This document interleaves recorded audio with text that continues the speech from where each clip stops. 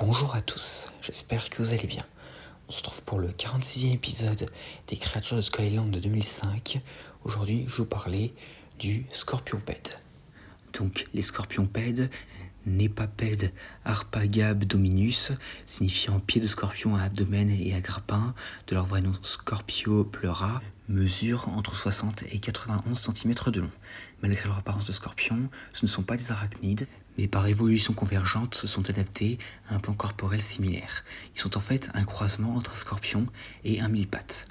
Donc, les mille-pattes de Skull Island, duquel les scorpionpèdes descendent, étaient tout aussi remarquables que n'importe lequel de ses autres habitants. Se développant isolement, certains d'entre eux avaient atteint la taille exceptionnelle et arboraient une spécialisation extrême dans plusieurs caractéristiques biologiques.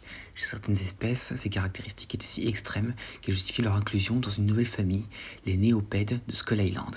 Donc les scorpionpèdes étaient les spécimens les plus spécialisés, et bien qu'il ne fût pas le plus grand de ces étranges descendants de mille pattes, il était de loin le plus nombreux.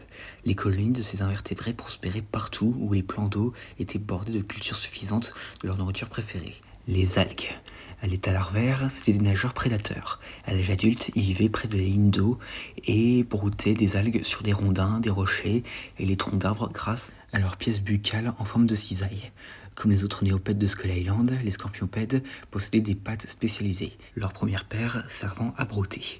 Intensément territoriaux, ces invertébrés nerveux réagissent de manière défensive à toute incursion dans leur environnement immédiat, cambrant le dos pour brandir leur queue venimeuse, une autre caractéristique inhabituelle de leurs congénères, qui possédaient généralement des mâchoires venimeuses plutôt qu'une queue, bien que celle-ci puisse également prendre la forme d'une capuche de cobra. Armés de pointes caudales creuses et acérées, les queues des scorpionpèdes pouvaient transpercer les peaux épaisses pour délivrer un venin puissant et mortel. Les grands reptiles ne ressentent qu'une gêne due au venin, suffisante pour les dissuader.